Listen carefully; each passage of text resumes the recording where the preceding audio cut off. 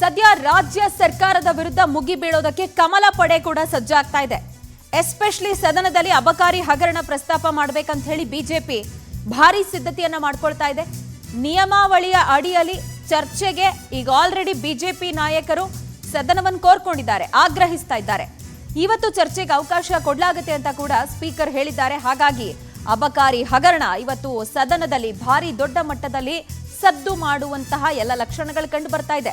ಹಗರಣದ ಆಡಿಯೋ ಏನ್ ಲೀಕ್ ಆಗಿದೆಯಲ್ಲ, ಅದರ ಕುರಿತಂತೆ ಬೆಳಕು ಚೆಲ್ಲಬೇಕು, ಅದನ್ನೇ ಒಂದು ಅಸ್ತ್ರವಾಗಿ ಪರಿಣಮಿಸ್ಕೊಳ್ಬೇಕು ನಾವು ಅಂತ ಹೇಳಿ ಆರ್ ಅಶೋಕ್ ಸಿದ್ಧರಾಗಿದ್ದು, ಅಬಕಾರಿ ಸಚಿವ ಆರ್ ಬಿ ತಿಮ್ಮಾಪುರ್ ಅವರ ಮೇಲೆ ಮುಗಿಬಿದ್ದು ಅವ್ರ ರಾಜೀನಾಮೆಗೆ ಆಗ್ರಹಿಸಬೇಕು ಅಂತ ಹೇಳಿ ಪ್ರತಿಪಕ್ಷಗಳು ಸನ್ನದ್ಧವಾಗಿದೆ.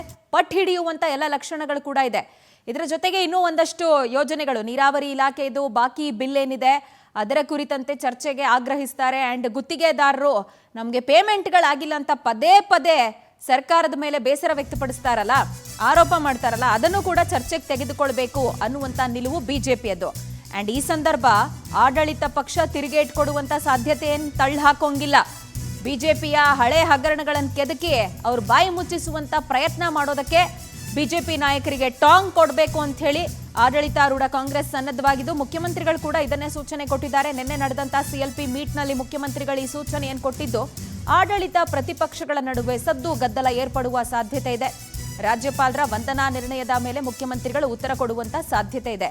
ನೋಡಿ, ಕಾಂಗ್ರೆಸ್ಸಿನ ಸ್ಟ್ಯಾಂಡು ಇಲ್ಲಿ ಎಷ್ಟು ಹೆಂಗ್ ಕಾಣಿಸ್ತಿದೆ ಅನ್ನುವಂಥದ್ದು. ಬಿಜೆಪಿ ನಿಮ್ಮ ಸರ್ಕಾರದಲ್ಲಿ ಇಂಥ ಹಗರಣ ಆಗ್ತಾ ಇದೆ ಅಂತ ಹೇಳಿ ಇವತ್ತೇನಾದ್ರೂ ಮುಗಿಬಿತ್ತು ಅಂತ ಹೇಳಿದ್ರೆ, ಹಗರಣ ಆಗಿಲ್ಲ ಅಥವಾ ಆಗಿದೆ, ಅದ್ರ ಬಗ್ಗೆ ತನಿಖೆ ಮಾಡ್ತೀವಿ, ಸೂಕ್ತವಾದಂಥ ಕ್ರಮ ಕೈಗೊಳ್ತೀವಿ, ಅಲ್ಲ ನೀವು ಮಾಡಿದ್ರಿ ನಾವು ಮಾಡಿದ್ವಿ ಅನ್ನುವಂಥ ರೀತಿಯಲ್ಲಿ ಉತ್ತರ ಕೊಡೋದಕ್ಕೆ ಕಾಂಗ್ರೆಸ್ ಸಿದ್ಧವಾಗಿದೆ ಅನ್ನುವಂಥದ್ದು ಗೊತ್ತಾಗ್ತಾ ಇದೆ.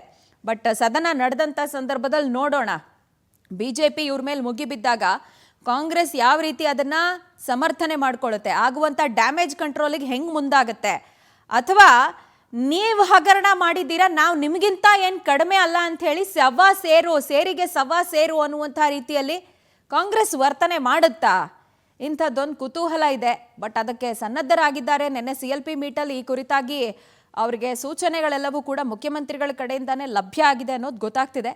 ಸೊ ಕಾದ್ ನೋಡೋಣ ಇವತ್ತಿನ ಸದನ ಎಷ್ಟರ ಮಟ್ಟಿಗೆ ರಣರೋಚಕ ಹಂತಕ್ಕೆ ತಲುಪುತ್ತೆ ಅಂತ.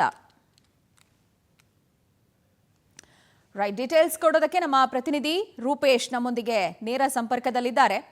ರೂಪೇಶ್, ಈಗ ಕೇಂದ್ರ ಸರ್ಕಾರಕ್ಕೆ ಒಂದು ಟಕ್ಕರ್ ಕೊಡಬೇಕು ಅಂತ ಹೇಳಿ ಅಧಿವೇಶನ ಕರೆದಿದ್ದು, ಬಟ್ ಕಾಂಗ್ರೆಸ್ ಸರ್ಕಾರಕ್ಕೇನೆ ಇರುಸು ಮುರುಸು ತರಬೇಕು, ಮುಜುಗರ ಉಂಟು ಮಾಡಬೇಕು, ಡ್ಯಾಮೇಜ್ ಮಾಡಬೇಕು ಅಂತ ಹೇಳಿ ಬಿಜೆಪಿ ಒಂದಷ್ಟು ಹಗರಣಗಳ ಲಿಸ್ಟ್ ಮಾಡಿಕೊಂಡಿದೆ. ಸದನದ ರಣ ರೋಚಕತೆ ಇವತ್ತು ಹೆಂಗಿರುತ್ತೆ?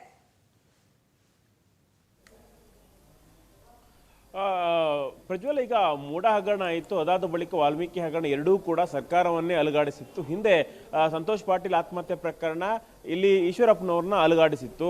ಅದೇ ರೀತಿ ಸರ್ಕಾರಕ್ಕೆ ಎರಡು ಹಗರಣಗಳ ಬಳಿಕ ಮತ್ತೊಂದು ಹಗರಣ ಸುತ್ತುಕೊಳ್ತಾ ಇದೆ, ಅದು ಅಬಕಾರಿ ಹಗರಣ. ಅಬಕಾರಿ ಹಗರಣದಲ್ಲಿ ಸಚಿವರ ಪಾತ್ರ ನೇರವಾಗಿದೆ, ಅವರ ಪಾತ್ರ ಅದೇ ರೀತಿಯಾಗಿ ಆಡಿಯೋ ಎಲ್ಲವೂ ಕೂಡ ಇದಕ್ಕೆ ಸಾಕ್ಷೀಕರಿಸ್ತಾ ಇದ್ದಾವೆ.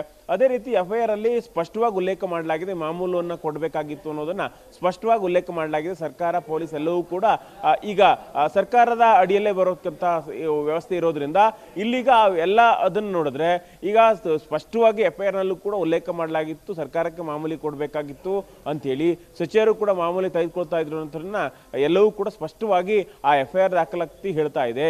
ಹೀಗಾಗಿ ಇವತ್ತು ಸರ್ಕಾರದ ವಿರುದ್ಧ ಮುಗಿಬೀಳಲಿಕ್ಕೆ ಬಿಜೆಪಿ ದೊಡ್ಡ ಮಟ್ಟಕ್ಕೆ ಪ್ಲಾನ್ ಮಾಡ್ಕೊಂಡಿದೆ. FIR ಕಾಪಿಗಳಿರ್ಬೋದು, ಆಡಿಯೋಗಳಿರ್ಬೋದು, ಇನ್ನೊಂದಿಷ್ಟು ದಾಖಲೆಗಳನ್ನು ಸಂಗ್ರಹಿಸಿ ಸದನಕ್ಕೆ ತಂದು ಮತ್ತೆ ಪುನಃ ಇದೇ ವಿಚಾರ, ಅಬಕಾರಿ ಹಗರಣದ ವಿಚಾರದಲ್ಲಿ ರಾಜೀನಾಮೆ ಕೊಡಲೇಬೇಕು. ಯಾಕಂತ ಹೇಳಿದ್ರೆ ಸಚಿವರ ಹೆಸರು ಸ್ಪಷ್ಟವಾಗಿ ಉಲ್ಲೇಖ ಆಗಿದೆ, ಸಂಬಂಧಪಟ್ಟಂತ ಒಂದಿಷ್ಟು ಹಣಗಳು ಕೂಡ ಪತ್ತೆ ಆಗಿದೆ, ಅಧಿಕಾರಿಗಳ ಅಮಾನತ್ತು ಎಲ್ಲವೂ ಕೂಡ ಆಗಿದೆ. ಇವೆಲ್ಲವನ್ನೂ ಕೂಡ ಗಮನದಲ್ಲಿಟ್ಟುಕೊಂಡು ಸರ್ಕಾರ ಈ ರೀತಿಯಾಗಿ ಕಳಂಕವನ್ನು ತನ್ನ ಮೇಲೆ ಎಳೆದುಕೊಳ್ಳದೆ ಸಿಎಂ ಸಿದ್ದರಾಮಯ್ಯನವರು ಸಚಿವರ ರಾಜೀನಾಮೆ ಪಡ್ಕೊಳ್ಬೇಕು.